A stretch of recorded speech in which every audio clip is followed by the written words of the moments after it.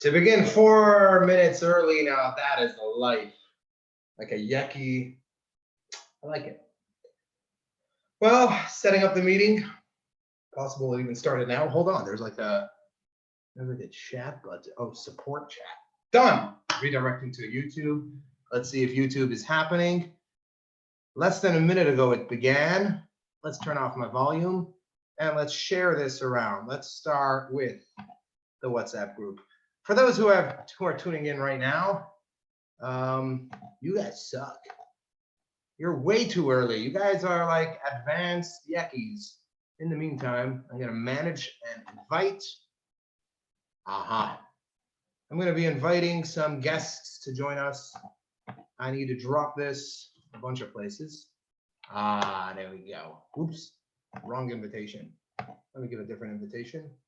Invite, copy URL. There you go. It's been a while. It's been over a week. There we go. All right. Let me drop this over to Yossi Zalmanov. See if, okay. All right, we're all good. How's everyone doing today? If you're already on, we got 3 minutes to chill. So let me look at YouTube for a bit. So far, no other participants, but I could leave them in the waiting room. Let's get onto YouTube for a bit. All right. We've got 2 people watching. So hello, Lady Goldstein. Levy, hi. You should join us on the air. Should I share with you if at any point, Levy, how do I know you're the real Levy? If at any point you want in, hold on, we have a situation over here. What's going on? Started streaming, but it appears to be we're having some issues. Unless, do I need a, hold on, I'm gonna let's see. Is this my problem? Oh no, it's my problem, it's my problem. All right, we're good. I still got 2 people. Levy Goldstein saying hi. Who's the other guy on? We have not shared it yet. Levy, give proof. Give proof. You're the one and only. Prove it. Write something that only Levy Goldstein would know. All right, who's in? Enter full screen. Someone's here. MZ. Who's MZ? Y'all see? I think your volume's off. Did I set everyone to be muted? No, you got volume issues. Can you hear me? Can you hear me? You might have to log off, log back up. Oh my gosh, there's a woman on Frumprov. Okay, I'm gonna get the pixelated. Cannot hear you. Can't hear you. Ah, you're on. You're on. You can hear me, right? No. Thank you. This is why we have women in the house. By the way, this is the second woman to be spotted. My wife was in the last one trying to help me set it up because we can't set it up myself. So far, it's just us 2. I have it on speaker view, gallery view. All right, let's keep it on speaker view.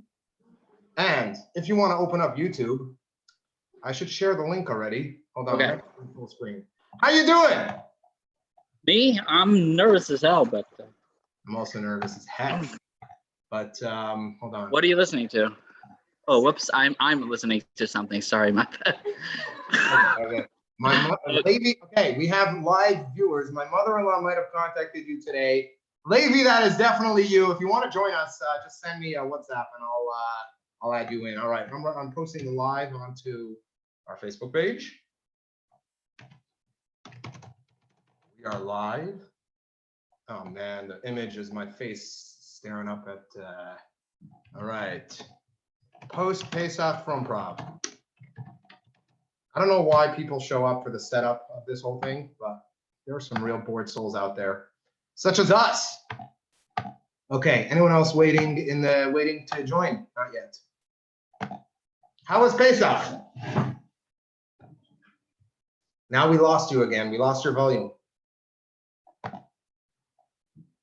Okay, a couple of pro tips. You could change your name. By clicking the 3 buttons near your. Now I think I hear. No, I'm hearing someone else. Who's Marcus? G'day, mate. How we all doing? Hey, Mendy! How you doing? I don't have any jokes. I have nothing funny to say, so I'm gonna have to drink my funny juice. Alcohol? I need alcohol. I also need alcohol. I'm sure you'll have something to say about this. Oh, Labat Blue, man. Okay, do they hear you? We grew up on Yeah, that. you guys hear me? We hear you, Yossi. There you go. You changed your name. Mendy, you got to change your name so people know who you are. I'm just going to leave it like this, and we'll see how things are going. I'll make you Ah. again. Did you add your joke? Did I add my jokes? To the What paper. jokes? So I'll have it on my phone and I'll cue you. Right, give me a pen, will you? All right. People are joining. David, we see your face. We don't hear you. For those of you who are joining right now, like it's just the Yekis, and you guys are way too early. You have no reason to be on this early. We're setting up. It's the 8 o'clock. Yeah, you know I have a joke for you. How many Yekis does Hershkovitzes show up on time. David? How many Yekis does it take to change a light bulb? Guess I wouldn't know. 1. No. SJ's here. Mendy turned it off. Come on, everybody. Mordechai Schmutter, welcome. Honored to have you. Honored to have you. Seriously. I grew up reading your articles, and now look at this. Look at this. Really, really honored. Shall we get started? Let's see who's first. Yossi, you're first.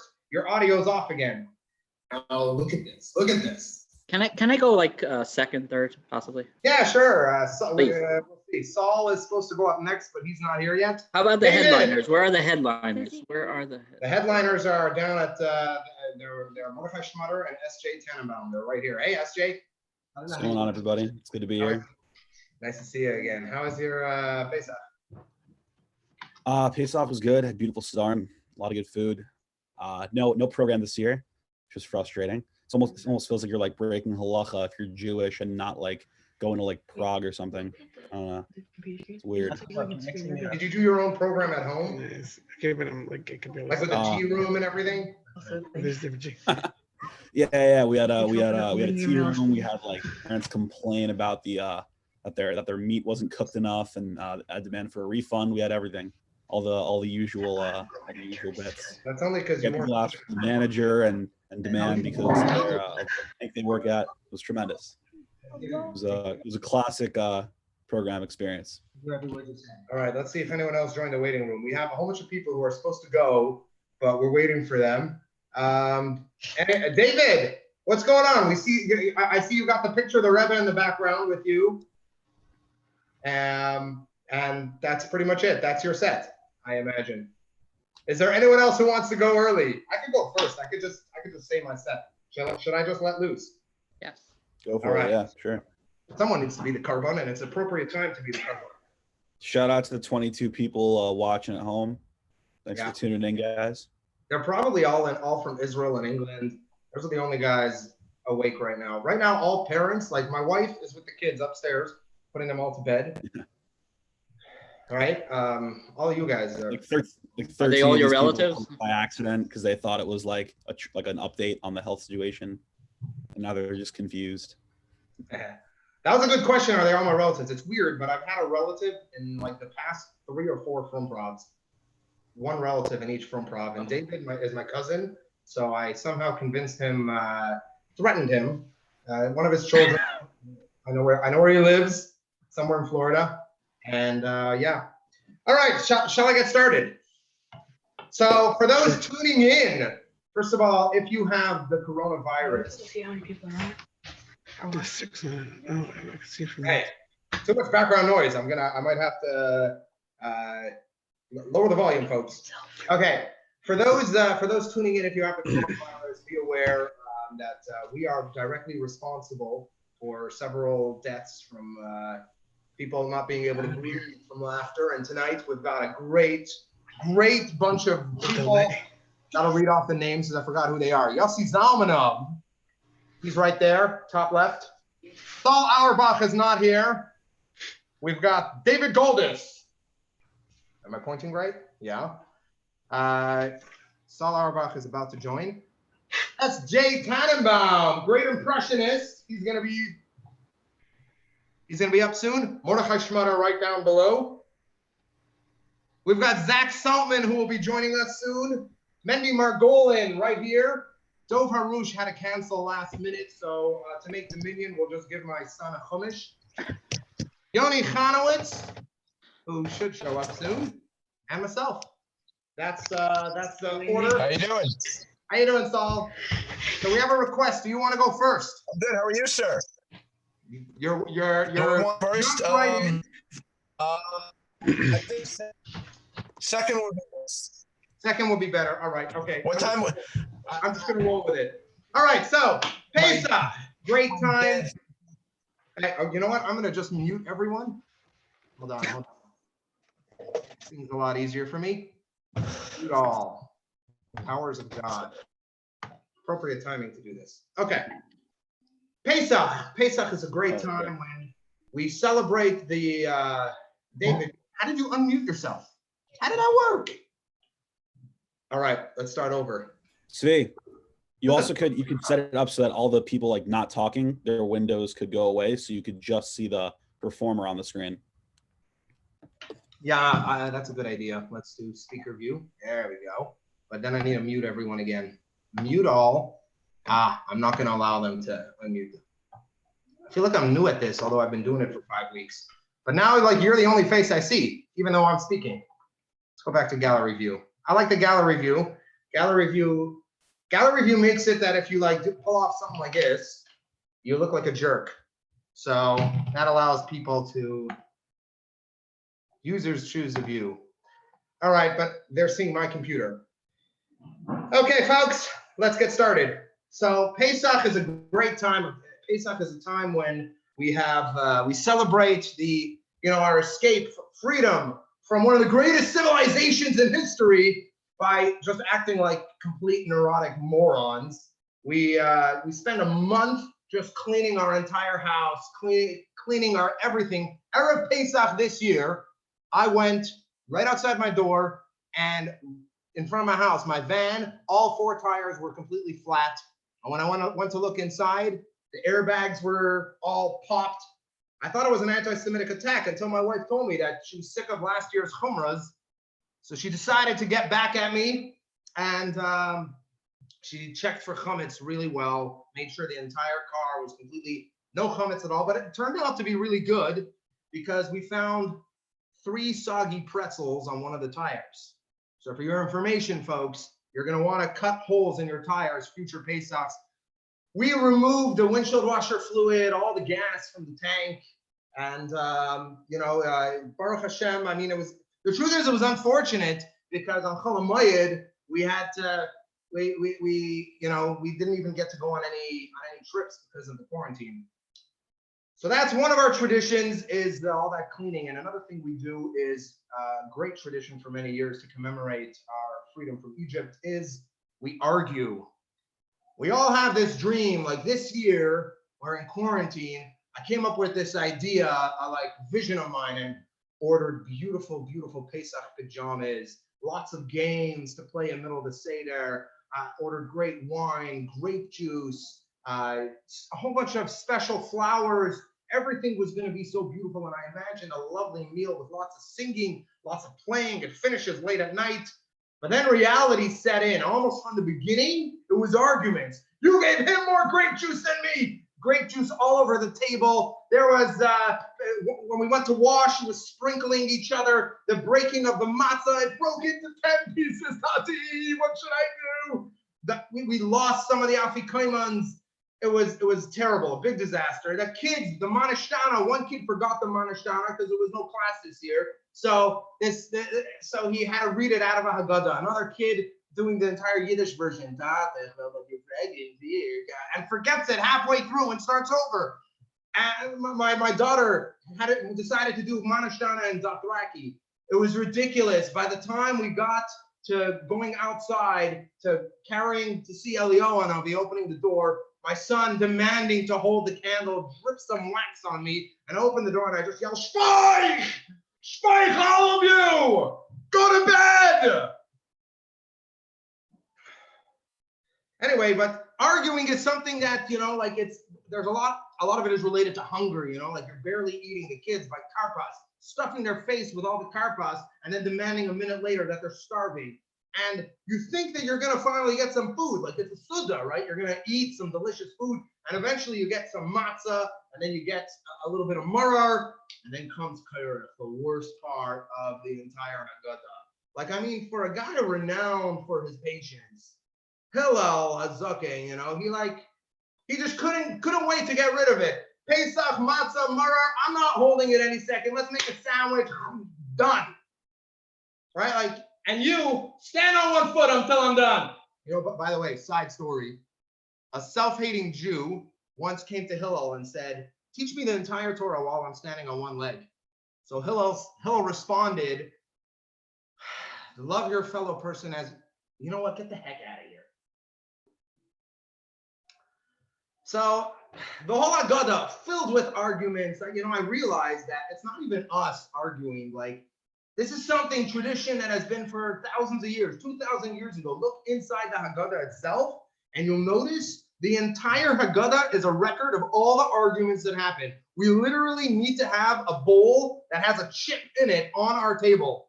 Can you imagine what it originally was? It was from some violent, some Seder that went really violent. Someone smashed a bowl. Everyone yelled, Mazel Tov! And from then on, it's just like, all right, we got to commemorate this. We need to remember this epic argument. Everyone needs to have these bowls. And the whole thing is filled with arguments. 5 rabbis sit down, we record that morning came and they were still arguing. There were 4 sons at the Seder. They're all a whole bunch of different guys, and one of them is getting his teeth broken. What else do we have? What else am I missing? Yeah. The entire Seder is just one long argument. All the different miracles. There were 50 miracles, 100 miracles, 250 miracles of the Red Sea. Guys, Rabbi, the sea split, the greatest miracle in history. You're not going around like, whoa, how many miracles? 1, 2. You know what? It was amazing. And by the way, the whole origins of the Seder, like, you know, all the way back to when we left Egypt, even then they were arguing. Maybe that's why we're commemorating it, because the Medrash tells us that when Bnei Yisrael was at the Red Sea, was at the Yam Suf, Hashem spent all night just blowing wind from the east to get it into dry land, to part the sea, a great wondrous miracle. And then the Medrash tells us 5 groups. We divided into 5 groups, and I'm being too loud. Oh boy. I'm just going off here. Zach is at the door.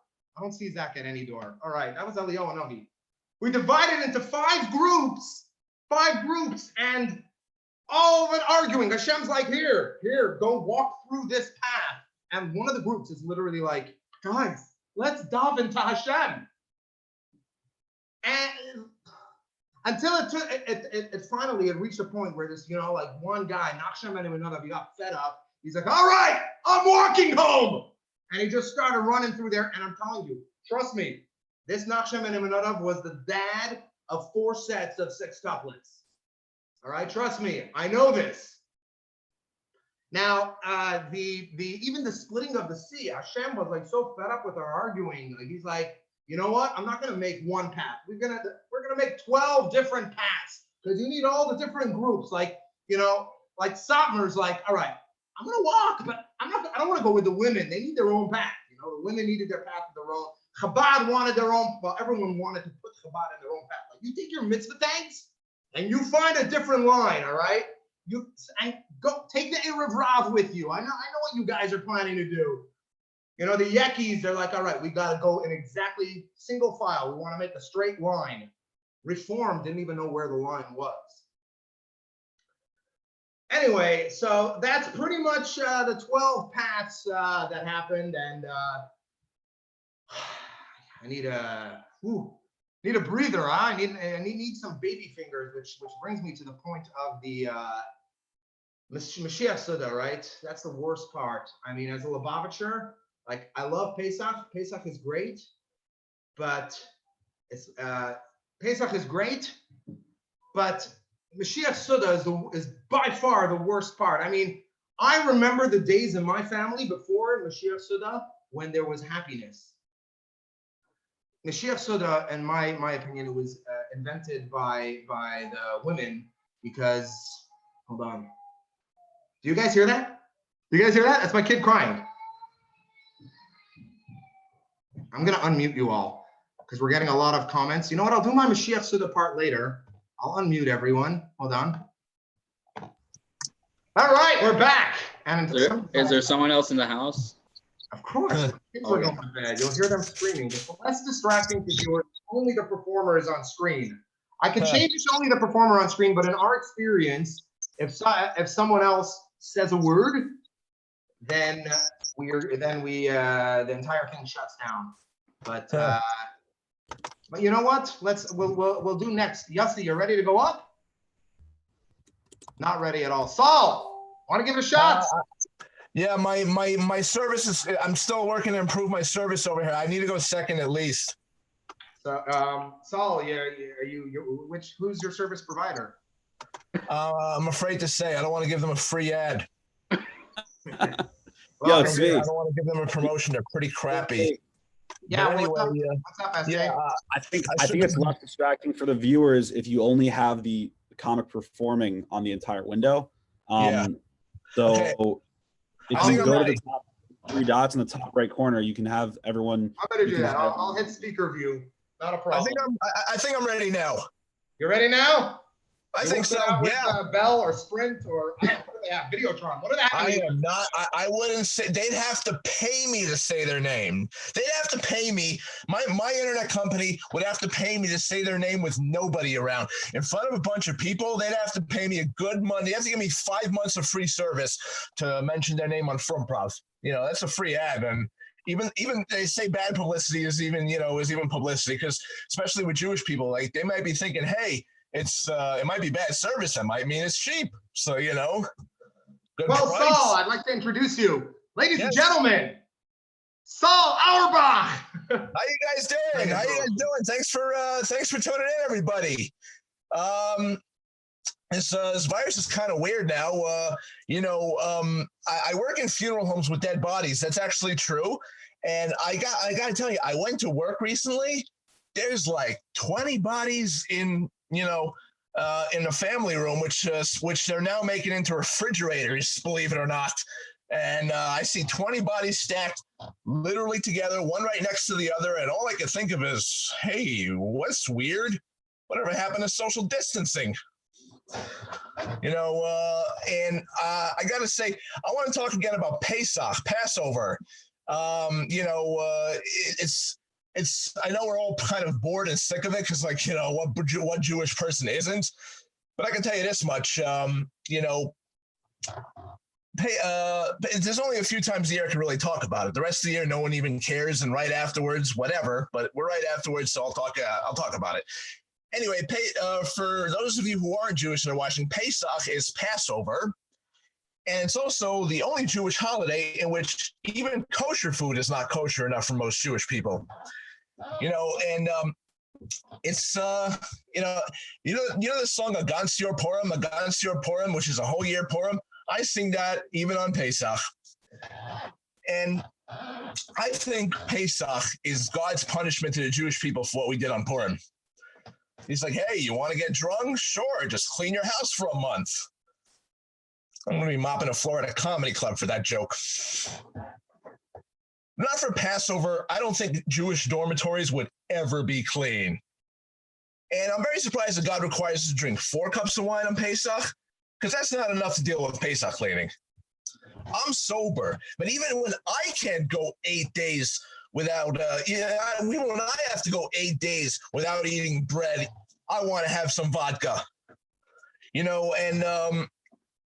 the diet changes are pretty crazy too. Pesach might as well be called the every Jew eats gluten-free only food diet holiday.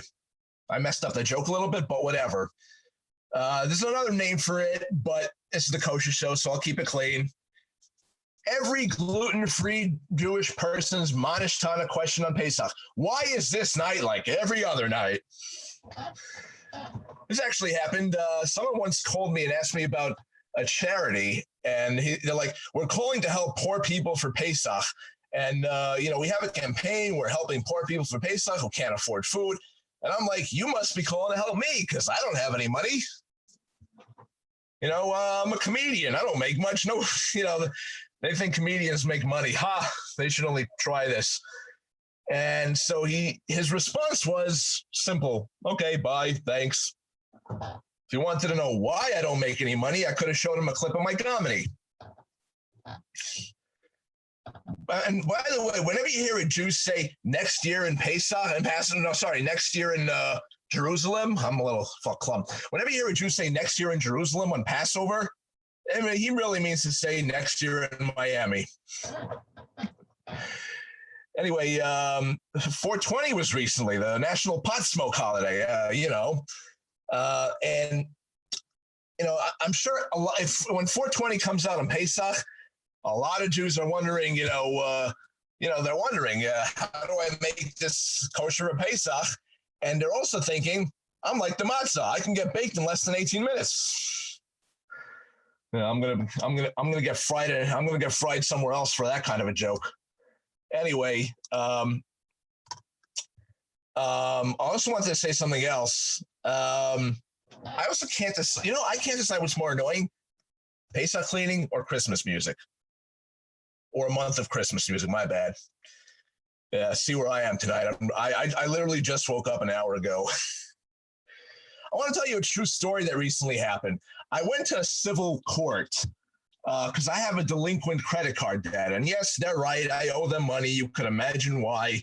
I'll leave it up to the imagination. But, I do owe them money. And so I went to the courtroom, and the security guard there was like, your court case has been suspended. I'm like, why? Didn't it say the Queen's Courthouse is open today? He said, yes, they're open, but only for important cases. And I'm like, thank you very much. At least, it sounds like you're telling me my credit card bill is not that important. If only the security guard was the owner of the credit card company.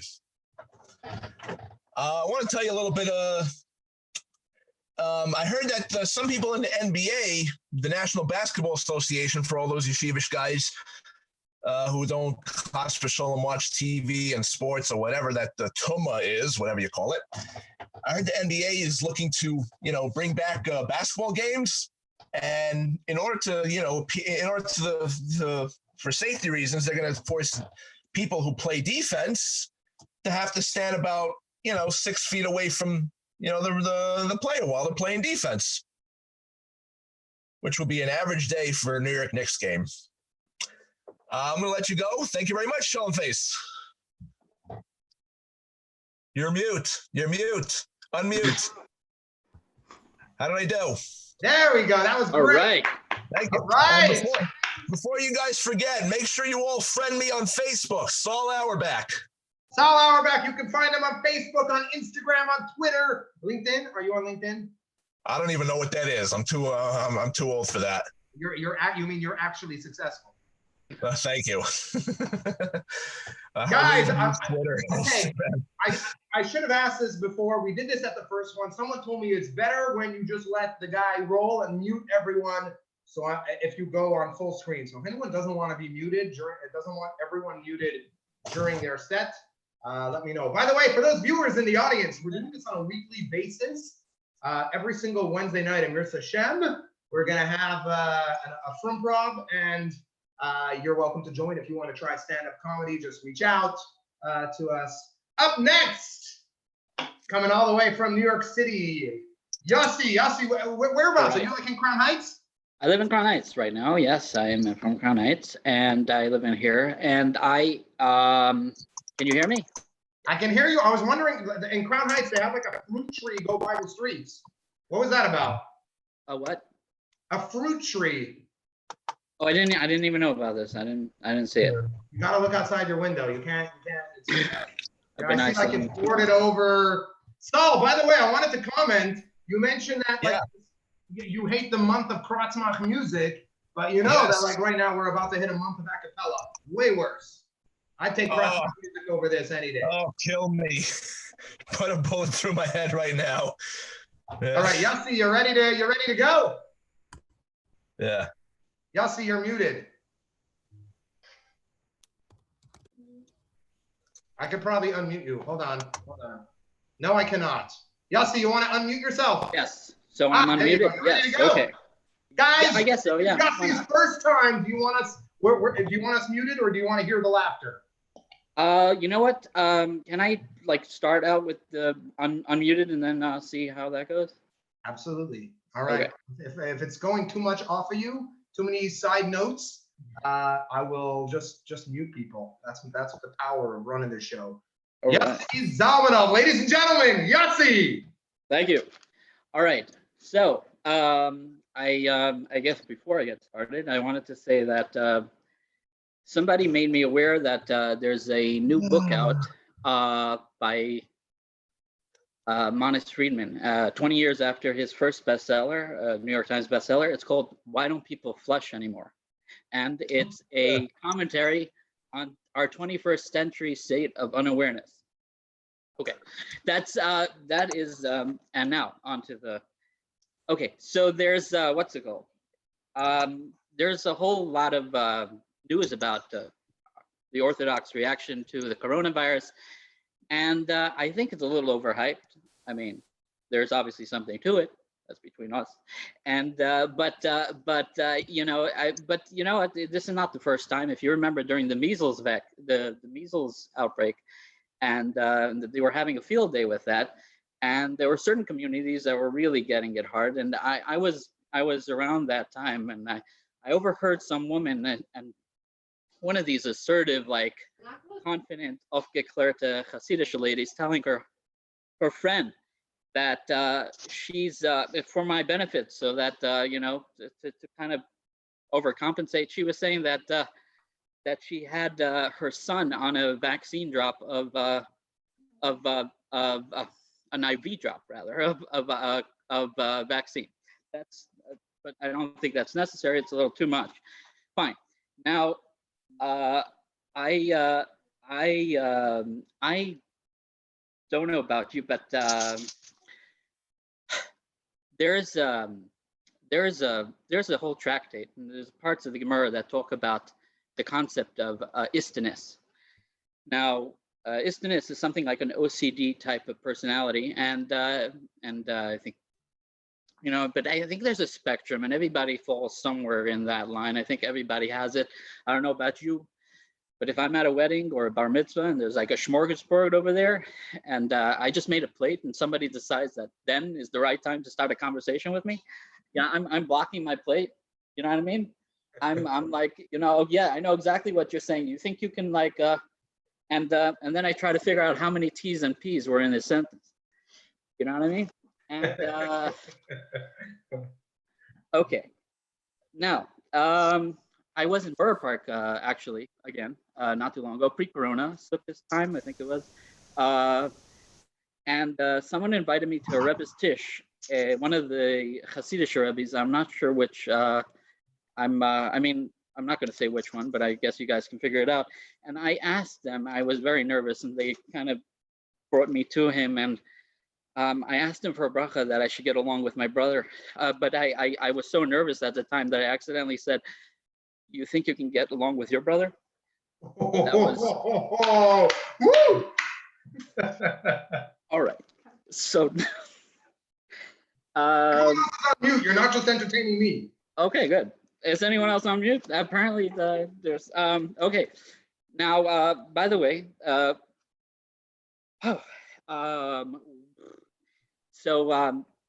by the way, just, you know, when is it for bringing over? I don't know about you, but for me, I think it's when I can't tell the difference between the salsa dip and the vomit. That's when I think I call it a night. But I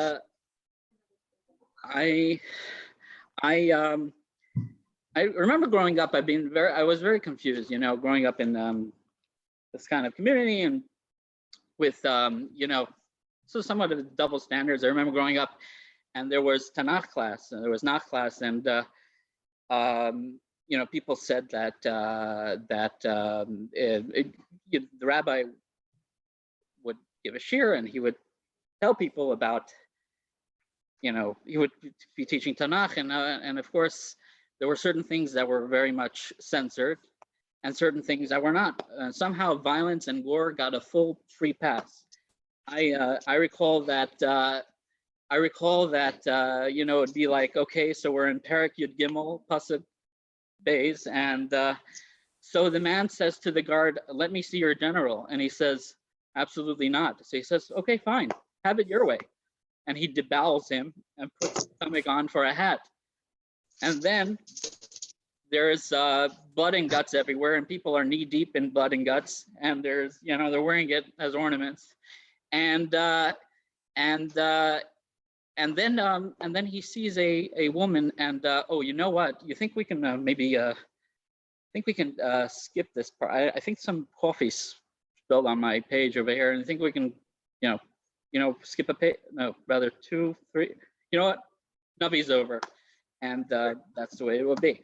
And then the other thing was be like, those to the cognitive dissonance. Growing up, it would be like it'd be in yeshiva, and we just had a whole class about. By the way, give me feedback, Svi, on how I'm doing, and I mean how You're doing great. time I Keep have. going. Okay. You've only started. You've got 30. You've only done 30 seconds. You got another 9.5 minutes. It just feels like a lot. I'm kidding. I'm kidding. Go on. You've got like 3 minutes to go. So anyway, yeah. So anyway, so there would be the cognitive dissonance about you know, we just finished learning Shulchan Aruch, and we were talking about the value of integrity and honesty, and then we go downstairs, and it was inspection day, and all of a sudden there's, you know, good food and actual, you know, and the cook actually washed her hands and wore gloves, and whichever way that went, I don't know which came first, but if she even knew, but she, you know, that's the way it would go. And so that kind of confused me. And now I what's it called? I think one more rap music. So I don't know if you know what rap. I'm gonna just break it down for you guys. I don't know if you know what rap is, but We do. It's do? when Okay. people haven't put on tefillin. You rap. right. But there's another meaning. There's another meaning, in case you didn't know.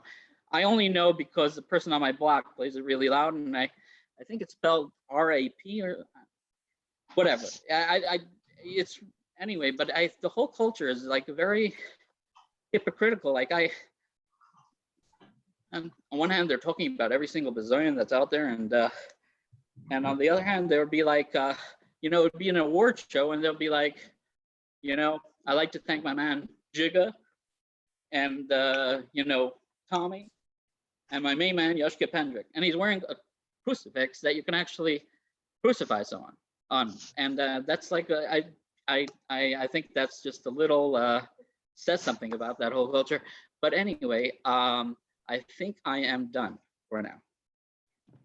Yossi Zamanov, ladies and gentlemen. Woo! I'd love to see more of like that in Jewish music. Could you imagine like Alvin Fried finishes like, I'd like to thank Yossi Green and the Avishter, God Almighty, right?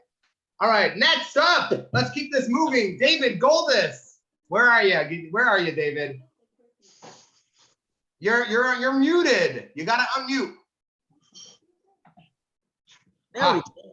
There we go. David, all the way coming at you from Florida. Don't say that. Hollywood, Florida. Go ahead. Anywho, Shalom Aleichem to all of you out there in Zoom land, TV land, or whatever land you're in. My name is David Goldis, born in Philly, grew up in Long Island, New York, and the last 30 years in Hollywood, Florida. I practice tax accounting, and my specialty is, wait a minute, restart, sorry. My name is Yitzhak Tovia Goldis, and I'm touched that I was asked to be here to give a hesped for the nifter. Hold on. I have no idea why I just introduced myself like that. I guess it's because I've never done this before.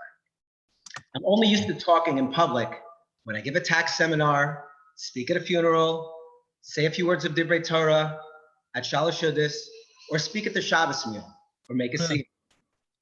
So those two intros are the way I would normally start a public speech. Now this is a whole new ballgame for me. So back to the subject at hand.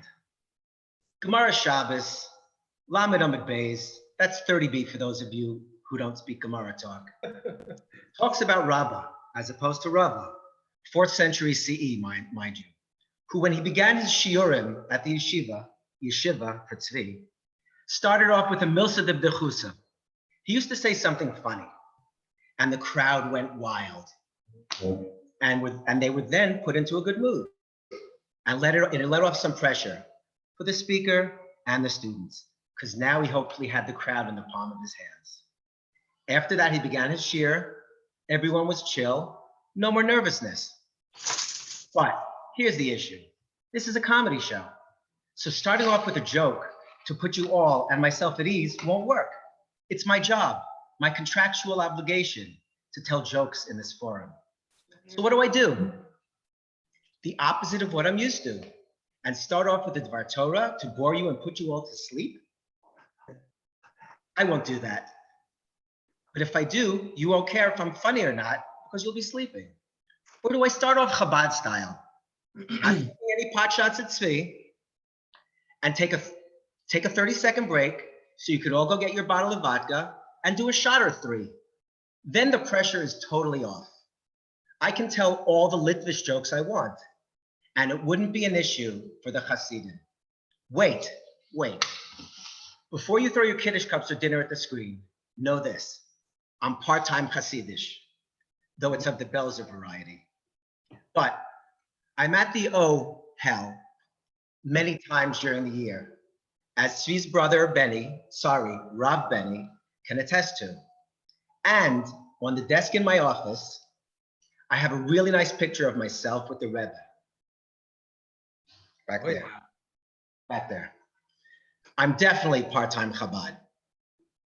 Now, is the point of my act that I have to decide if I want to stick with Chabad humor, expanding the Chabad jokes, as a famous comic producer taught me to do?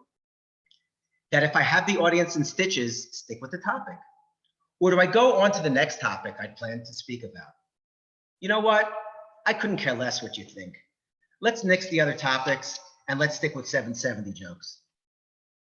I actually learned Chassidus, Tzvi, that he says so eloquently, 3 times a week at 6 a.m.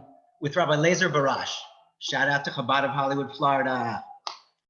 And it's an amazing way to start off the day on Tuesdays, Wednesdays, and Fridays. There's no joke there. I just wanted you all to know my daily schedule on those days. Getting back to the hell. The first thing I do after climbing the stairs, walking into the waiting room, is to pass the crowd of people watching the screen, listening to the Rebbe give a speech, a mimer, a Dvar Torah. How many of those people actually understand Yiddish? Ze weiß nicht von der Chayes. Translated loosely, they just want to be part of the in crowd. They have no idea what's going on. They can take what they heard back to their friends and tell them that they listened to a 3-hour mimer, not having any idea what was said, that they didn't understand a bloody word. And for all they knew, the Rebbe could have been reading the New York Post in Yiddish and they wouldn't have known the difference. To go off on a tangent, did you know that the Rebbe studied math, physics, philosophy at the University of Berlin? He met and became very close friends with J.B. Soloveitchik of YU Frame, my alma mater. And that his father-in-law took great pride in his erudite son-in-law's scholarly attainments and paid for all the tuition expenses and helped facilitate his studies worldwide. No joke there, just some filler, historical data culled from Wikipedia. Ask any Chabadnik, born after June 12, 1994, the day the Rebbe passed away, and they obviously never got to see him panim el panim, face to face, and know some history about him and his genius. They will tell you that out of the womb, he was writing tshuvas to the shilas, giving out dollars on Sunday mornings, having no idea of his genius and how he was and is. Did I say is? You said is.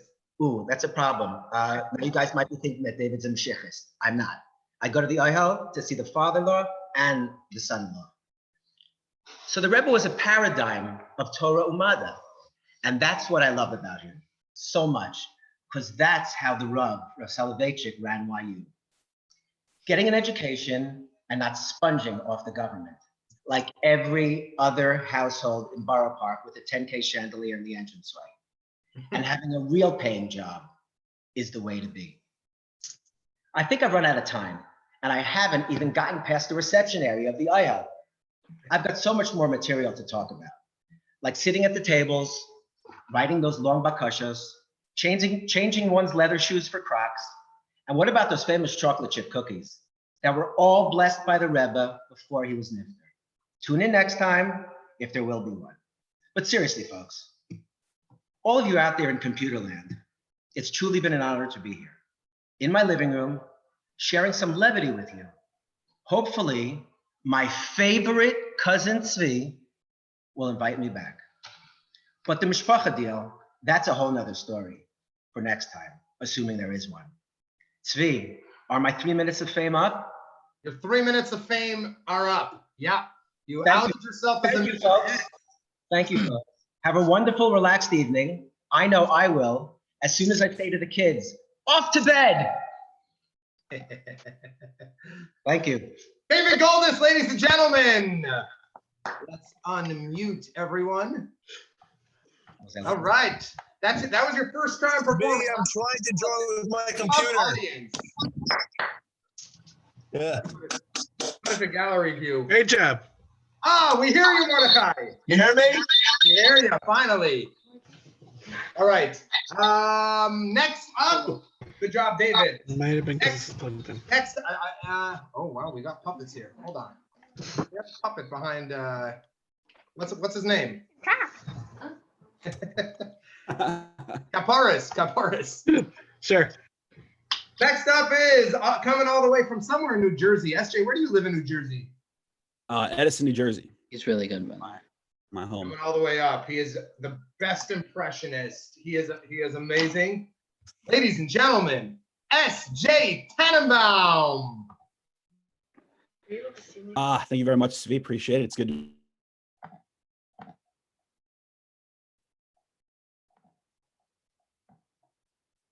Stand-up comedy while sitting down and not wearing pants. So interesting experience for me. Hopefully it's a good one for you guys as well. I just got myself this new kippah I'm pretty excited about. I don't know if you guys have heard of it. It's called an N95. It is like the newest kippah that's in style in the modern Orthodox community. Basically it goes on nicely. It's a little neon color, coordinates with the outfit. Pretty much falls off, but it's okay. They're pretty popular now. What's been going on recently? My ex-girlfriend got engaged 2 days ago. And that was pretty crazy to see, as I'm sure anyone knows if they'd ever had an ex get engaged. And I was talking to a friend and they said, like, aren't you, sorry about that. It's okay to be jealous, makes sense. But I'm not really jealous. Like what's gonna happen at the wedding, right? They're up there, they're renewing their vows. All of a sudden, can you hear from the like Masada Kedushin? Wait, I'm sorry, someone's breaking up. Do you have a good internet connection? I can't hear your audio, you're muted. Yeah, I'm not jealous of a Zoom wedding. No, thank you. That's cool. But happy for her and hope, her and her man are good going forward. Hope that the guy running the ceremony knows how to turn on a webcam, because it seems to be a pressing issue nowadays. But hope that works out well. I'm at home now in my house, as I'm sure much of you can relate to. My dad was nice enough to somehow get me a bigger N95 that I can use for my actual mouth, which is lovely. And it's funny that when you're a modern Orthodox Jew and your dad comes home with a N95 protective mask and shows you how to do that and how to wear it and take care of it and, keep it like sanitary. It's funny that that's the conversation he thinks I meant. I told him that I want to talk to him about using protection. A little odd, but you got to do with the times as they come and as they are. But you still got to have fun during this time. You still got to stay entertained, keep yourself laughing. So what I like to do personally is I like when he's sitting down watching TV at home, I like to just sneak up, make a Yoshi from Mario video games, that little dragon guy we watching. I'll just be like,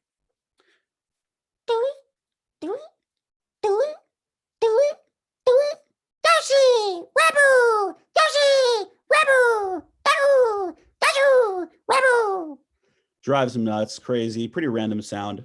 But it keeps things light, keeps things loose. What else we got here? I'm just reading off this notebook, the quarantine material. All right, everyone's online now, and obviously when you're online, whether you're a kid or an adult, everyone is subject to online dangers. There's hackers, there's people who can steal your data potentially, there's people who can hack your webcam. So we got a special panel of guests to discuss how to keep yourself safe online from our nation's leaders of the past few years. Ladies and gentlemen, the 4 former presidents of the United States. We'll start with former President Barack Obama. President Obama, how would you best recommend that people stay safe while they're at home online during this pressing time? Well, it's a good question. First of all, I appreciate you having me on the show. Thank you very much. It's very kind of you. Basically, I make sure that when Sasha and Malia are Snapchatting and doodapping and fit-fapping and whatever the young people are up to, they need to have a piece of tape. It could be red, it could be blue, it could be red, white, and blue. If you're feeling patriotic, and it needs to cover the webcam in order to protect your privacy. That's a fantastic idea. As we all know, taping your webcam can prevent people from seeing you when you're not using it. So as when you're walking around your room, you don't have someone accidentally hacking your webcam and view you when you're not aware. Thank you very much. President Bush, what would you recommend for online security? Well, I understand there's quite an epidemic of people stealing passwords. People steal passwords to different online accounts. So I like to write my passwords down on a little piece of paper, just tear it up and put it in a little Ziploc bag. I find the Ziploc to be protective. It is easy to access.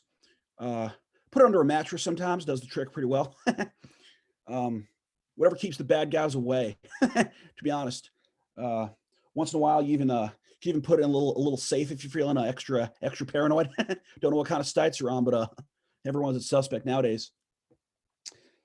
Ziploc bag. All right, we'll try to keep that one in mind. Thank you very much, former President Bush. Former President Clinton, what would you say to about keeping yourself safe during this pressing time online?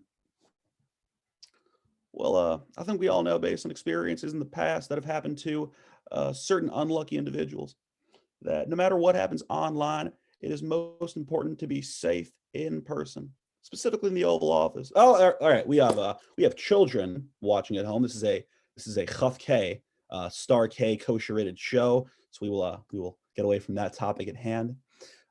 Anything else not relating to your personal controversies regarding to staying safe on the internet? Well, there is a meme going around currently of me holding an album cover on Instagram. I do not know why this album is going. I do not know why it is viral. But all I know and all I can say to the American people is that this coronavirus is non-transferable. That had absolutely nothing to do with the question, and I'm sure people are going to be asking their parents to explain that one to them. So thank you for that contribution. Now to the former president of the United States. He has been the leader trying his best to keep us all safe and calm. Current president, Donald J. Trump. Mr. Trump, President Trump, thank you for being on the show. What would you say to us at home in terms of how to stay safe now?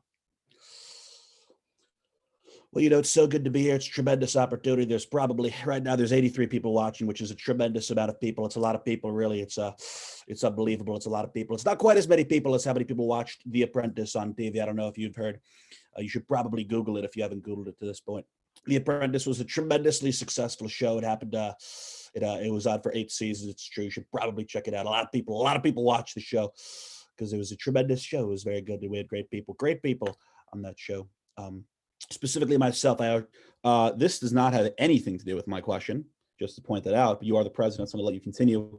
But Dr. Fauci has been very influential in terms of helping everyone stay safe. So back to the question at hand: have you been in touch with him about how to stay safe? Maybe implementing some medical protocols, being in touch with doctors. Well, I've been in touch with Doctor Who. I've been in touch with Dr. Oz from The Wizard of Oz, which is a tremendous movie. It's an unbelievable movie. Dorothy's red shoes. We actually bought a pair for Ivanka. We got it for her wedding present to Jared. It's a tremendous person. He's a wonderful individual. He went to Harvard, actually. He's a tremendous. A lot of people want to go to Harvard, but not a lot of people can go to Harvard because it's a tremendous school. It's a very good school. We give a lot of money to that school. All right. Well, that's that was not helpful at all. Thank you very much. Wow, that was literally not helpful in one bit. But thank you, President Trump. To close off now, just for the kids at home, we want to bring in a character that everyone can relate to. Everyone's probably grown up with Winnie the Pooh, and Winnie the Pooh is going to be reading one of his books he's putting out called Pooh's New Clothes. Let me know if you guys can see it correctly. It's on my screen, it's backwards, but I'm pretty sure it should be good for you guys at home. For all you aspiring comedians out there, I'm only a year into comedy, and look at me now. I'm in quarantine on a live show with 85 people watching, reading children's books. If this isn't Netflix quality entertainment, I don't know what is. All right. So let's go on with it. Pooh, welcome to the show. Oh, boy, that's a lot of people. Christopher Robin. Oh, where's my honey? Okay. One day, Pooh Bear was going to the bee tree to look for honey. On his way, he saw a surprising thing. Oh, bother. All of his friends were together in one place. Dear, dear, said Pooh. I wonder what's going on. Who the heck took my honey? Probably the Jews. Then through the crowd, he saw a fox. Who could he be? Pooh wondered. Well, I'll just take a look and see.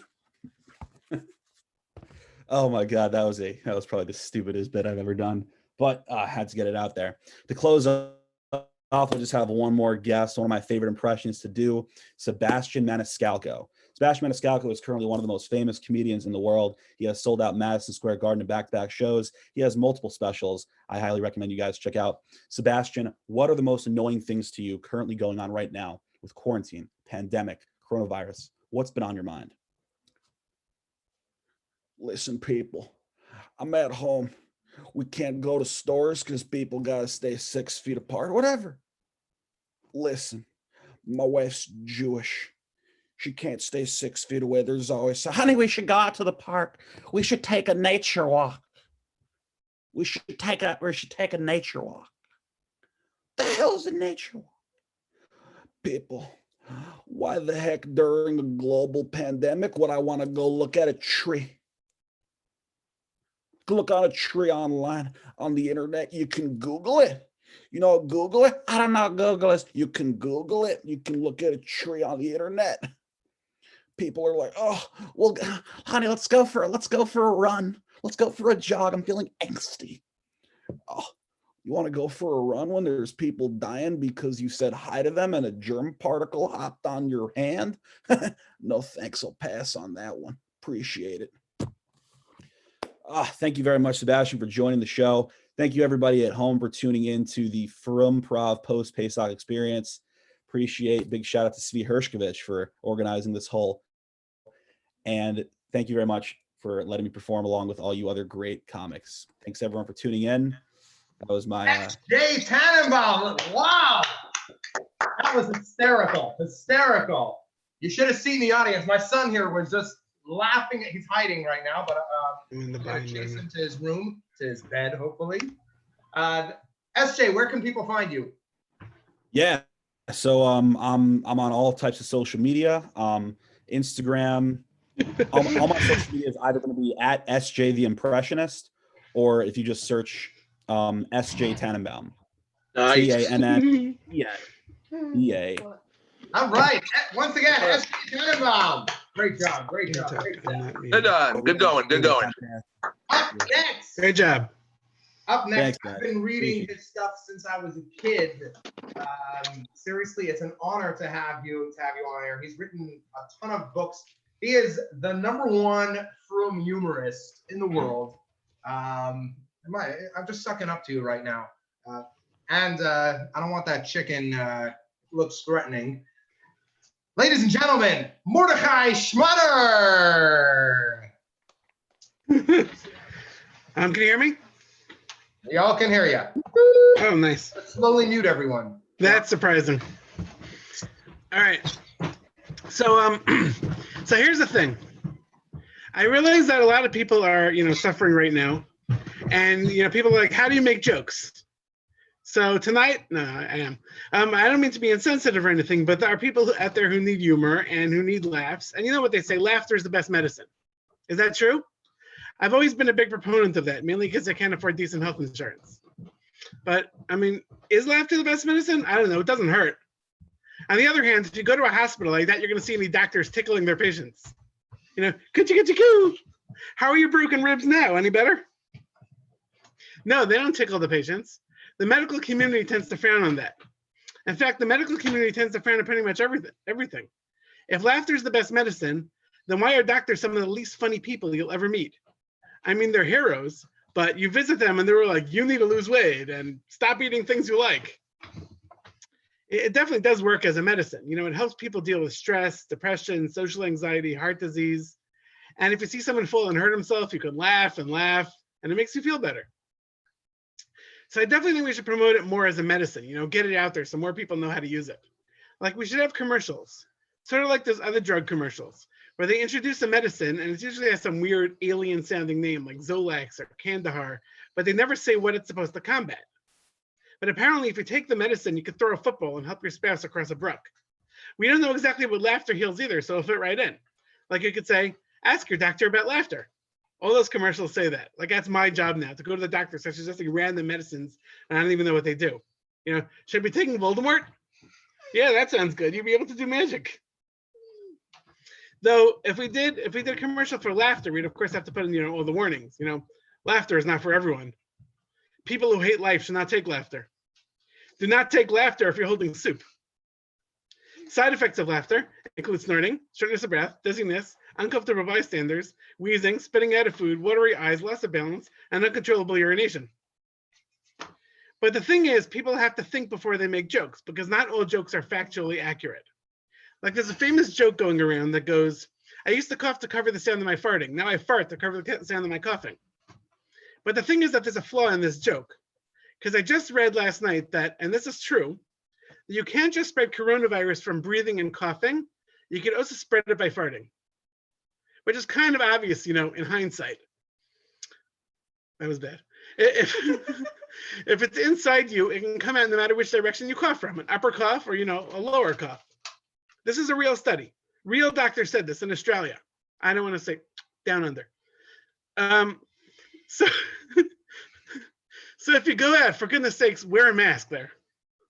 You have to just, you know, figure out how to get your legs in, right? But okay, so it's not an issue if you wear clothing because the layers act as a mask. Just make sure to wear clothing there. It's more of an issue that everyone in society is basically stopped wearing pants. And that's why they say if one person in the house has it, probably everyone has it. I'm just saying, you know, we need to start farting into our elbows. Or what's the area behind the knee? We could work out some kind of buddy system. We should definitely do the 6 feet thing. You know, hey, how'd you get corona? Well, I was standing in line for the elevator. I'm just saying, this is why they closed all the men's mikvahs. Anyway, I actually have a mask for my face, right? First they were like, don't bother wearing masks. Masks don't do anything. And then suddenly one day they're like, okay, everyone needs masks. What changed? They wanted to make sure that doctors got their masks first before there was a rush on them. That's called flattening the curve, right? So one day my local grocery says, we're not gonna let people in anymore without face masks. And I'm like, great, we don't have any face masks. And they said, but don't worry, we have some available for purchase in our store. Good luck. I had to hold my breath and run in, buy masks, run out, and then put one on so I can go back in and buy food. I bought enough for the whole family actually, but we're reusing them. So I told all the kids to put some kind of identifying mark on them. And as the leader, I went first, right? So I wrote Tati on the inside of mine, right? I figure it's on the inside, no one's gonna see it, right? I wrote it in a Sharpie. I don't know if you could see it, right? Tati. And anyway, then I put it on and I realized that the Sharpie went through. You can't see. The Sharpie went through, which definitely inspires confidence in the mask. So when I walk around now, everyone can see that my mask says Yeetat. Well, not to you guys. the camera's reflecting it. It's ruining the joke. Okay, but then, right? I also noticed that every time I put it on, my glasses fog up. And I'm wondering, am I wearing it wrong? Don't most doctors have glasses? Are they wandering around the hospitals blindly? Where are the patients? Cough so I can hear you. Anyway, I wore my mask outside a couple times. And then one day I watched my wife put on her mask, and she has glasses too, because, you know, she's Jewish. And I'm like, wait, that's how you wear the mask? See, apparently I've been wearing mine upside down. Basically, there's a bendy metal piece that's supposed to pinch your nose. It's supposed to keep it from fogging up your glasses. So there are all these hand washing tutorials. There's nothing about putting on a mask. There were no instructions or anything. So anyway, now I need to wear my mask with a metal piece on top and the tati backwards and upside down. Right? That way people know who they're dealing with. I've never in my life been so scared to cough in public. You know, no one's even pretending to cough nowadays. We used to cough to get people's attention. Nowadays, you can't cough. You have to make that sound where you stick your finger in your mouth, you know, like, right? Except without touching your face and with a mask on. My family and I are trying to make the best of the situation. You know, like the Rabbanim say that when you daven on Shabbos morning, you should try to pretend that it's a real shul. So, you know, I gather all my kids and they take turns learning how to daven for the Amud. I'm slowly teaching them our davening minhagim and what we say and what we skip, right? And I'm passing on my inability to remember any tunes in shul except for the first ones I memorized when I was 5. And then I lean out of a chumash and they all run outside and play. And my wife pokes her head outside, chasing them back in, right? The annoying thing is that I have to sponsor Kiddush every week. Every week. Our shul even has a name. It's in my living room. So I was like, how do you say living room in Hebrew? I mean, well, Chaim is life, living. So I guess Beis Chaim. So we're gonna need from Tweet Explainer for that one. So one of my columns that I write for Hamadia is an advice column, and someone actually wrote in and asked me that he said his new Makam Kavua in his Beis Chaim, I mean in his house, right, conflicts with the one that his wife uses, and it's causing a lot of tension in their marriage. They're fighting over a Makam Kavua. And it's like, what should I do? I mean, I'm a paying member in this shul too, you know. So I wrote back. And it's in this week's Hamadia, that my first instinct is to tell you that you and your wife don't both have to daven at the same time. Unfortunately, the rabbis keep saying that the best time to daven is the time that you would normally daven. And if you would normally go to the same minyan on Shabbos, this puts you in a bind, right? So first of all, you can do what you do in shul when you have a seat issue. Take it up with the one in charge. Unfortunately, that's your wife. Another option is that what most people do is they try to beat the other person to davening in the morning so they could get the spot fair and square. Good luck with that.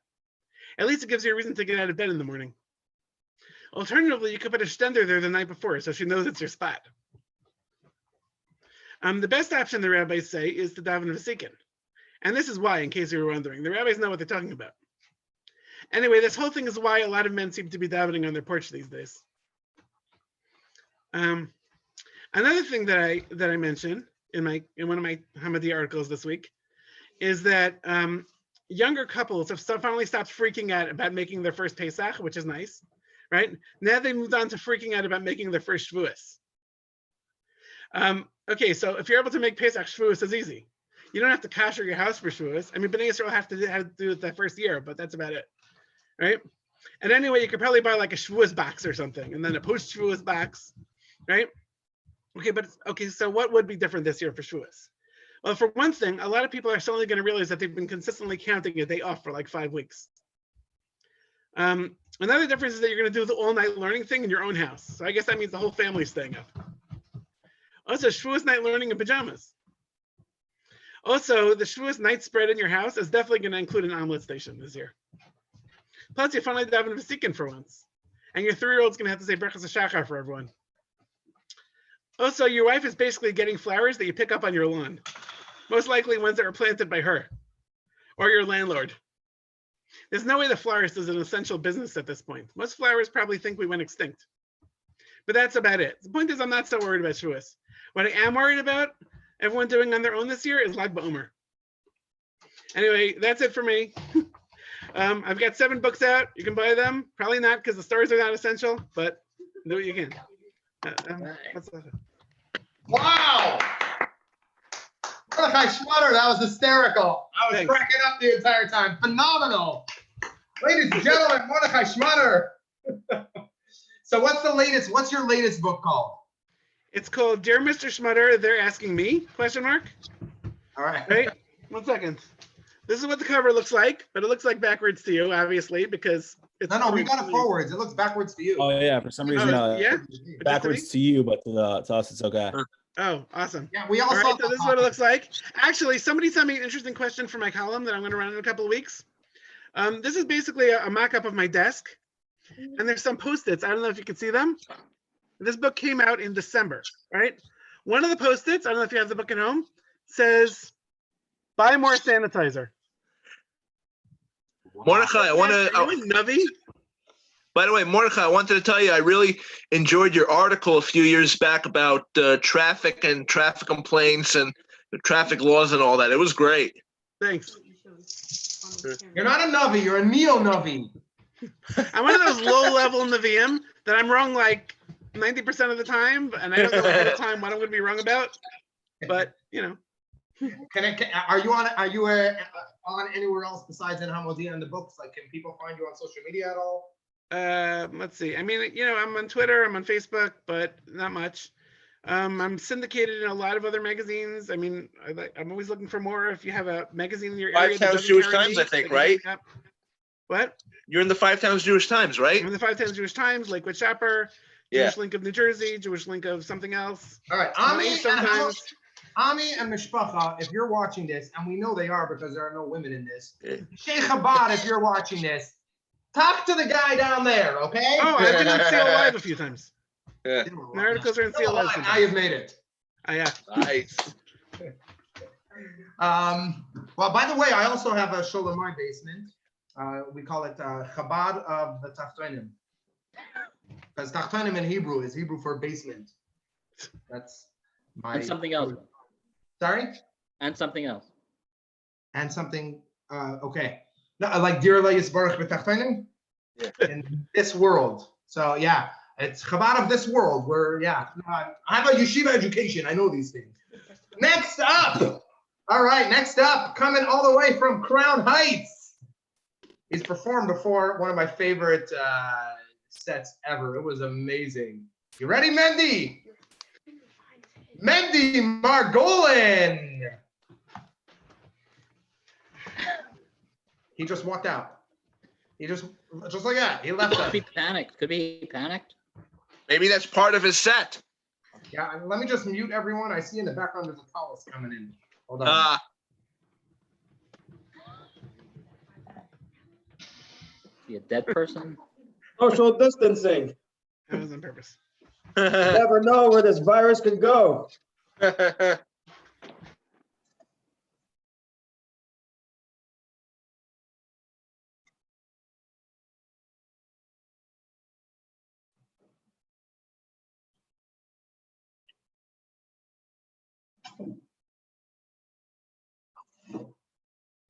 You ever notice when you get onto one of these conference calls, the first thing you always have to do is, hello, can you hear me? It's never just connected. Hello, hello, nothing.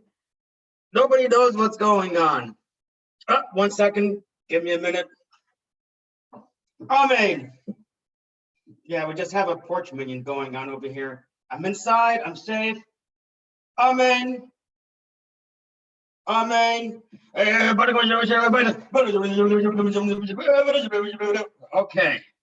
Okay, we'll let them daven. Those horrible murderers outside, they're all davening. I'm going to do the right thing, and I'm not going to join the minion. Oh, okay. Oh my gosh, we are living through crazy times, my friends. Crazy, crazy times. Really, this is. Have to sit here and do comedy gigs, and nobody's here except for me and my junk in my apartment. That's all I've got. Anyway, so I was thinking, now would be a good time to start working on my next project, which is going to be a new calendar. I was actually going to work on it with my brother, who's actually a doctor who lives in Cleveland. And at first we were going to call it 300. It's going to be, remember those calendars that you had that every day you would pull off a page, one day goes on, like you had a cartoon, a Far Side, something. So this one was going to be called 365 symptoms that you may have a brain tumor. And every day you would open it up and you would see, oh, if your left breast is hurting and it's somewhat is punctuated, this could be the sign of a brain tumor because something is not working. So every day would be another one. So now I'm just going to rename it. We're going to say 365 ways that you may have the coronavirus. All right. What else do we got going on? All right, this is just going to be a collection of random jokes. I'm really sorry. no big stories or anything. All right, so let's go back. You know, every Jewish comedian, they always have to talk about simchas. You wouldn't be a Jewish comedian unless you talk about, you know, joyous occasions. Now our joyous occasions are pretty weird. The other week I was at a wedding and there's like 10 of us. So it was very interesting. It's really not the same, but you know, you got to put up with what you got. But one of the ones which actually, one of those events is a Shabbat Brachas. Everybody loves a Shabbat Brachas. So I was actually thinking, you know, during the Shabbat Brachas, they're all so boring. Everybody's stuffed in and it's hot and everybody has crumbs all over themselves from these huge challahs. I was thinking we should make a new game for the Shabbat Brachas. Basically, it's going to be, you point at somebody and you say, all right, look at him, look at her. Which party did they vote for in the Israeli election? Oh, that guy.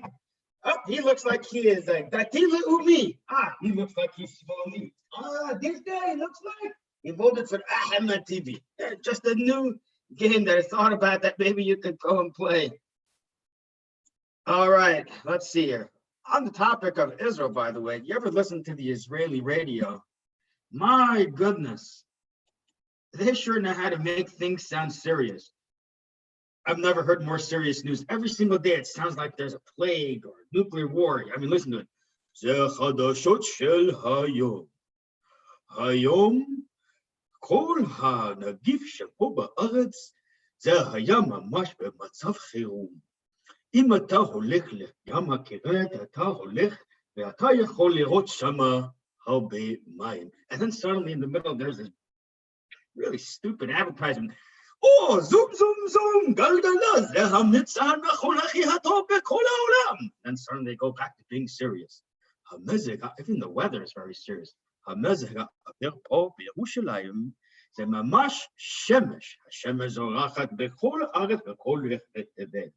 אבל המזג האוויר במונטריאול היום, זה כמו כל הימים בכל הלוח. עכשיו זה שלג וגשם. All right, that's enough about Israel. We love Israel, and we hope they're doing a good job. Oh, 1 second. We got a wedding going on over here.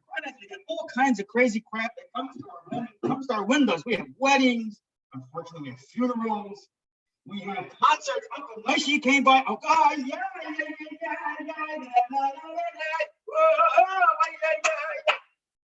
Today we even had something even crazier. We had a tree come by so we could bless it for Berachas Ilanis. What a great place to live. So you guys out there that are living in places where you don't realize that there's a plague here in Crown Heights, we don't unfortunately know it very well, but we're reminded we have concerts and we have funerals. I don't know what's going to come soon. They're going to come with a chicken. You're going to have a guy with a big chicken that's going to wave it on top of our heads. I really sure as hell hope we're out of there by then. But you never know. Like Omer, they're going to have the flaming, burning bush on a tree. Who the heck knows what's going to happen? All right, let's see what else we've got. Ooh, oh, yeah. I've seen news reports that coronavirus has been giving people really crazy dreams. I don't know about you, but dreams are pretty weird. And I have to say that whoever directs these dreams, like my director, my producer of my dreams, really should get fired. He comes up with the most crazy combinations of what could be going on. It's like, all right, you're in Albany Bakery, but you're also flying and you're in Australia and you're in Montreal going to Gun Yisrael, and your head doctor is telling you that you have to go collect rocks by the lake, and you're also happen to be in Miami, Florida at the same time. So I am hiring my dream producer. Terrible sense of humor, terrible production, no good. So dreams, crazy dreams, coronavirus dreams. My goodness, to tell you the truth, sometimes it's been so crazy. I have to say things have gotten better here in New York. We're over it. But you know, it's really been crazy. All right.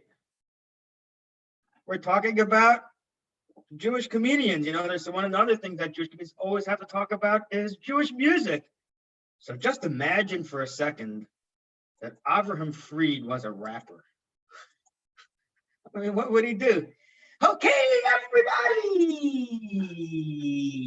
Yo, yo, yo, yo, yo. Woo! We're going through. Yeah, yeah.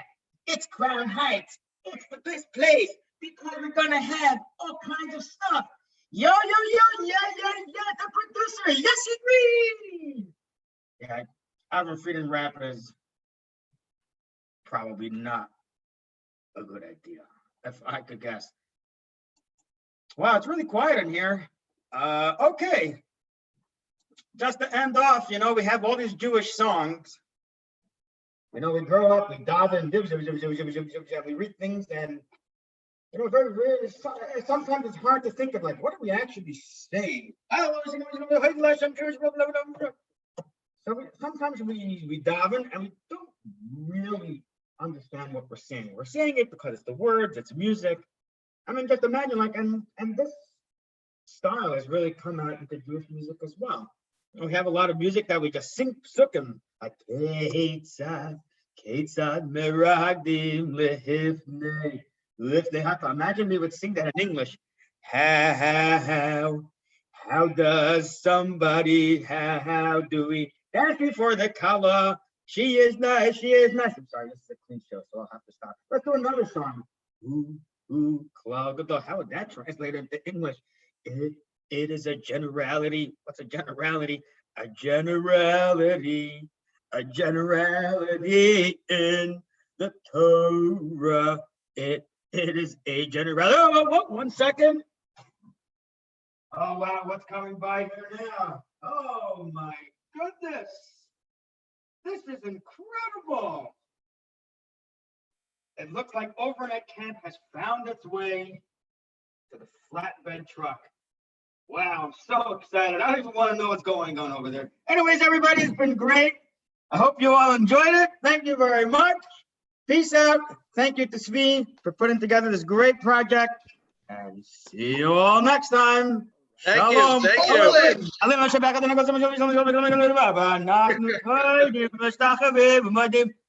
you. Mendy Margolin, ladies and gentlemen. Woo!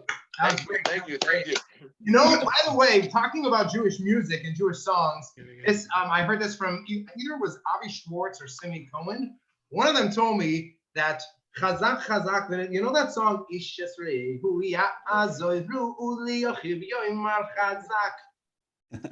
So you know what's actually going on there? Look it up in Yeshayahu. It's talking about everyone yelling Chazak at idols.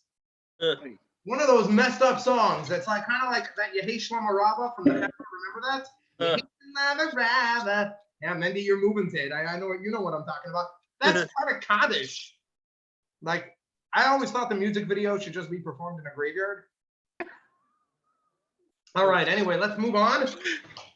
We've got one more performer, although maybe I could do my full set again if people missed it. I don't know. Let us know in the comments. Also, let me ask anyone who's viewing, where are you from? It was asked before by Rabbi Bernath in the comments. And we know we have people from New York, people from Montreal, and Rhode Island. If you want to tell us where you are viewing from, we'd love to hear. And if you have any questions for anyone, SJ's still here. Maybe he could pull off a couple of more impressions if you'd like. Really, any questions for anyone, feel free to post it in the comments. Now we move on to what may be the final performer of the evening. Zach, you ready? You're muted. You're muted. You got to unmute yourself. Oh, sorry. All right. Ladies and gentlemen, Zach Saltman. So Pesach's been over for about a week now, but in a way, it still feels like I was eating the afikomen just yesterday. Probably because that's when I found it. So I got a flip phone recently, and people claim that it's a really lousy phone, but I actually discovered that they're absolutely right. The flip phone has 3 unique volume settings: stuck in a well, soundproof, and sign language. The most useful thing you can do with a flip phone is to return it to the store. Texting's super hard because there's no keyboard. So in order to save myself time, I made up my own acronym. It's the letter I, and it can be used as a response to any text. I as in I'm about to throw this flip phone out the window. I was thinking of getting myself a smartphone, but after learning some Musser, I realized, what do I need a phone with internet for? I can just use my wife's. Which reminds me, my wife really wants me to get a haircut. Well, she really wants me to do a lot of things, but if you want to hear about that, you're going to have to join the Zoom meeting with me and my therapist tomorrow. So she wants me to get a haircut, and she didn't tell me she wants me to get a haircut, but I can tell by the way she keeps on stuffing hats on my head. I never like going to the barber because I'm always getting stuck behind that lady who brings every single one of her kids to get haircuts. You know, the 10-year-old down to the fetus. Can you explain this to me? Why do kids need to get a professional haircut? Kids are supposed to look like a mess with twigs in their hair and mud on their cheeks and 3 out of their 4 teeth chipped. Back when I was a kid, my mom gave me haircuts, or should I say head cuts. She gave me haircuts with the same knife she was using to cut the potatoes for potato kugel. I did look like a botched science experiment, but that's why she always cleaned me up afterwards with the hand peeler. I'm just lucky that she didn't have a food processor. But I can't get a good haircut even nowadays. Not because I have a horrible barber, but I can't give him the most detailed instructions about how I want my haircut. I'm always like, cut it a little bit over here and cut a little bit over here. It looks like I'm trying to swat away a swarm of bees. And he always says, sure, I know what you mean. How does he know what I mean? Even I don't know what I mean.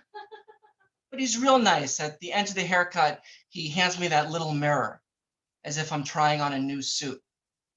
I like it, but can we try the other haircut where most of the hair that's on the floor is still attached to my head? I think if the barber wants to hand things out, he should just hand out larger yarmulkes. Did you ever notice that we're not technically wearing the yarmulke? It's just kind of like perched on top of our heads. But for some reason, I'm always shocked when it keeps getting knocked off, you know, like swirling around angrily, looking for that guy that keeps knocking it off. And it's always the same guy, me. I think that all the Jewish head coverings, you know, the velvet yarmulke, the kippah sruga, the black hat that's turning green, etc., they all came about because Jews were just trying to find a way to keep their yarmulkes on. And the crazy thing is, I don't know why guys who wear bobby pins on the yarmulke are considered the frommest group. I mean, they're the ones that are actually wearing it. I just want to share with you a really inspiring story that I heard over this past Pesach. So there's father who got super drunk by the Seder. And he was reading the Haggadah, and by the way, you would never know he was drunk, aside from the fact that he was standing on the table. And he's talking about Makas B'charis, and his little girl pipes up, Tati, do good people also die? And he says, yeah, sure, all the time. My own father died. And she goes, Zadie's dead? I thought you told me he went upstairs. And he explains, yeah, I meant he went up to heaven. Heaven is upstairs. So the little girl thinks for a second, and then she asks, Tati, if upstairs is heaven, that's downstairs. And he looks at her right in the eye and says, downstairs is where mommy's mother's going. Fortunately for him, this story happened this year, so he wasn't having the Seder by his in-laws. Unfortunately, his mother-in-law lived with him.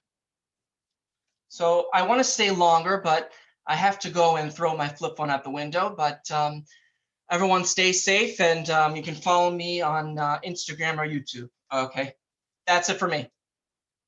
That was awesome. Awesome. Let me unmute everyone. Thank you, Zach. Thank you. Woo! Oh, yeah. Amazing. Amazing. One of my favorite comedians. Thank you. He goes dark like nobody else. The darkest Frum humor. It's phenomenal. I love it. Yeah. All right, we Thank got only. Well, first of all, where can people find? Who didn't I mention? Yossi and Mendy. Where can people find you guys? Let's start with you, Yossi. I guess you can find me on Facebook. That's where I'm at now. I don't know anything about Instagram, but I guess I'll look into it. Wait, what's your last name? Zalmanov. Yossi Zamanov. Are we Facebook friends? Nope. I don't He's think the so. only guy on Facebook you haven't yet friended. Mendy, how do people find you? I'm the Gabbai of the Pork Minion right here on Union Street. No, I'm kidding. I'm on Facebook and Instagram, Mandy Morgolin. Poke me if you still can. I don't know if you can still do that anymore. Is this tree driving by the streets of Crown Heights so people could do Birkas Eilanis? Is this only for this year, or have they been doing this for years because there's no trees in the city?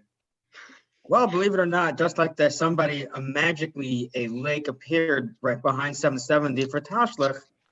So there's also a tree for fruits that also magically appeared in front of 770. So Baruch Hashem, we have that covered. The moving tree is unique. So now I guess for Tashlech, they can have a bunch of buffer they can push around the lake. That's going to be interesting. They're going to be pushing around a wading pool or a wading mitzvah. At the same time. Speaking of magically appearing, I just magically appeared on both of you people's friend request list, so please accept when you can. All right, we'll put it in the schedule. He Thank you. slides right into the DMs just like that. Amazing. So true. Let me tell you, I just finished building my porch mikvah, so I'm ready to Nice. go. Glass sides. Nobody's outside anyway, you know. Keeping social distance. I'm very careful about that. David, how can people find you? No Social media. No social media. Link Up there because my name's in the way. My name's on the other side. cg-accounting.com, but All right, he's the accountant of us all. He'll let us know exactly how many viewers we got. ask your brother if I do a good job. Mordechai, what's the name of the chicken? Or the rooster, I should say. I haven't named it. Oh, come on. Tapara, I don't know. That's what Sean Face thinks. By the way, Mr. Accountant, I have a question. What's my debit? What's my credit? Dead silence. Yeah, dead silence. I'm gonna I'm look never at using that joke again, I can promise. I encourage you guys to look at the comments on. I got really roasted early on, which is good stuff. But Nice. this is my first heckling. Oh, friends you got. But the hecklers can heckle. Let them go. for just a little bit of heck. Yeah. But we have some questions. We don't really have people to not take. This is not an active crowd to be honest. Sarah Goldenberg wants to know when will we feature women comics? It's a good question, and I'm gonna get serious for a minute. One female comic has reached out to me, and she lives in Israel. She said it doesn't work for her. But another issue we have is with the audience. Who's laughing? Who's laughing? Who's laughing? Never laughing at the laugh. Who's laughing? Who do I have to mute over here? David, you already muted yourself. But yeah, I think it might be a good idea to do a separate female. If there are female comics who are watching who are interested, reach out. I would have no problem coordinating female comic. Is there a way to divide Zoom so that there's a mechitza kind of like? I was thinking about that. But my experience, like I said, I'm getting serious for a bit. I started Frumprov. I'm going to go back to Zoom. I've been watching YouTube. My experience is as follows. I started Frumprov for men only. I think are you getting tickled?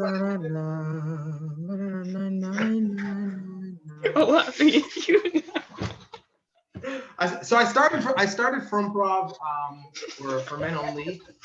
We were getting an I should audience really be listening. of around 70 people. I make people Then we decided to have women in the audience because the truth is, in real life, I wanted my wife to be able to watch me do my comedy, and so did the other comics. So we started.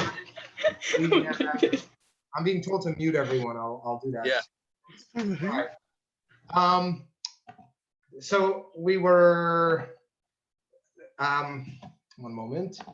We were, we went to men and women for an audience with a mechitza. And what happened is that the first one, we had about 70 people. And then when we continued doing it, there were just about 10 or 15 people showing up. So eventually we went back to the men only. So I'm not sure that, I've asked people, there are a lot of frum people who are uncomfortable with either performing with women or having women, perform in front of men. So I'm worried about losing an audience, but again, women only comedians, I would have no problem. And I've performed with on stage with female comics and stuff like that. Anyway, I hope that answers it. But if women are interested, let them reach out and I'll try to make something.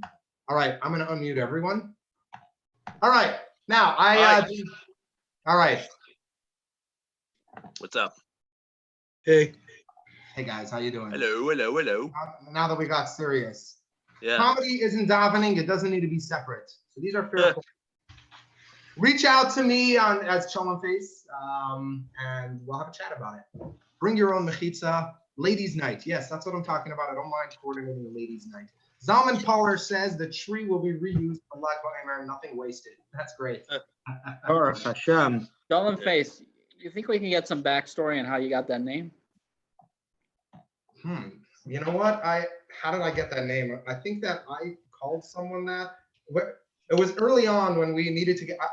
When I first had email, this is like 96 or 97, I was tzvi@canada.com. And then Canada.com folded, so I joined Yahoo, which everyone was joining. Yeah. And I needed tzvi@yahoo was taken. So that day I was a kid. I must have been, I don't know, 12 years old, 11 years old. Something like that. I needed a name for Yahoo and Tzvi wasn't working and I didn't want to do Tzvi 1998 or whatever it was. So I just went with Chunk Face that I told someone that and it just stuck. Nice. There isn't any crazy backstory to that. Yeah, I thought it was one of your fights with the like, oh yeah. And one of the guys you were, arguing with, yeah, well, my tati's got diabetes, but you look like a Chunk Face or something like that. No, it wasn't. Yeah. Probably, yeah. He's referencing one of my Crown Heights, the Crown Heights riot sets. But yeah. That's an actual, by the way, that's a true story. I heard a kid yell that. Oh, that conversation happens probably at least once a month in LA Terra, no doubt. There's no question that there's everybody's. Let's be honest, my tati can beat up your bubby. Probably. Oh, yeah. I'll just finish my set and then we'll wish each other a good night. If anyone has any questions, again, in the comments, you're welcome to ask. And yeah. So I wanted to talk a little bit about the Mashiach Suda, which is, let me mute everyone. Sorry, folks. No. Worth it for that no. So, you can't see me unless it's just me that I can't. Okay. So I want to talk about the Mashiach Suda. I hate the Mashiach Suda. It is, for those of you who don't know, it's right at the end of Pesach. There's a whole meal, a Suda that Lubavitchers all go to. And I'm telling you, it was invented by women because we stuff ourselves so much that we cannot, by the time we come home and putting away Pesach, we don't get to eat any of the milk and chocolate. I remember before the Mashiach Suda, back when there was happiness. Eating pizza, Motzei Yontif, all right? The truth is we eat pizza, Motzei everything. Motzei fast day, Motzei Shabbos. That's the reason why the bracha on pizza is Hamoitzi. Motzei Shabbos, Motzei Yontif, Motzei Pesach. And let me explain you why I hate the Mashiach Suda so much. It's not like you eat it at home and you have a whole grand Suda with delicious food, with steak, with, like good, juicy food. Instead, it's done in shul. Everyone walks in and the whole community is gathered there, like 250 men, and 8 days of stuffing themselves with matzah. You literally enter into the giant fart cloud, the matzah fart cloud, all right? 250 people. If it's sitting there eating matzah, eggs, and beets for 8 days. And you can't bring with you any meat. right? You're not gonna schlep over a steak, and nobody's missing either. So all people bring are hard-boiled eggs, which really, really doesn't add to the experience. In fact, it makes it seem a little bit more like Easter. But I do think that the whole Mashiach Suda was thinking about it. It actually was created by men, because as an excuse to not clean up for Pesach. Like you stay, hi, I'm staying there. You got to drink 4 cups of wine, have some matzah. You end up staying there really, really late. You return at like 1 o'clock in the morning. And I know this is true because this year, I got home and I was invited to 7 Zoom Farbrengens. Motzei Pesach. Who's making Farbrengens? Motzei Pesach. Who's drinking more wine? What are you doing? Changing from wine to vodka? Only Chabad, only Chabad. Anyway, I was very happy at our, this year it was only my family, so I decided I'm making the Mashiach Suda my way. I got rid of all the baby fingers, the macaroons, just stuffed them into the kids' face. We had salads, we had steak, we sang all the Nagunim. It was supposed to be, in my mind, I thought it was going to be really lovely, but of course, all we did was argue.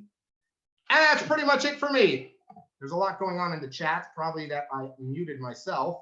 Let me mute everyone. There we go. Yeah. Nice.